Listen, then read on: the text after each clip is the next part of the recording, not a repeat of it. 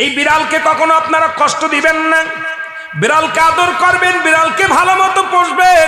বিড়াল যদি কোনো জাতির জন্য দোয়া করে, কোনো গৃহস্থর জন্য দোয়া করে, ওই সংসারের মধ্যে উন্নতি শুরু হয়ে যায়। ওই সংসারের মধ্যে আর এক নাম্বার হলো, যে ঘরে বিড়াল থাকে সেই ঘরে জিন আসতে পারে না, জিন বাস করতে পারে না। আর একটা ঘোষণা শুনে নেন, নবীজি বলে গেছেন, যে ঘরের মধ্যে বিড়াল ছানা বাস করে ওই ঘরের মধ্যে জিন জাতি প্রবেশ করতে পারে না। তাহলে ছোট ছোট মাসুম বাচ্চাগুলো যে ঘরের মধ্যে থাকে, মুসলমান অনেক সময় জিনের আশ্রয় পড়ে যায়, অনেক সময় জিনে আসর করে, ওই ঘরের মধ্যে জিনে আসর করে। যে ঘরের মধ্যে বিড়ালকে আদর করে বিড়াল থাকে, ওই ঘরের মধ্যে বিলাই বিড়াল বিড়াল বিলাই বিলাই, এইটা যার ঘরের মধ্যে আছে এই ঘরের মধ্যে দুষ্ট জিনেরা আসতে পারে না। জোরে জোরে চিল্লায়া বলা যাবে না মারহাবা।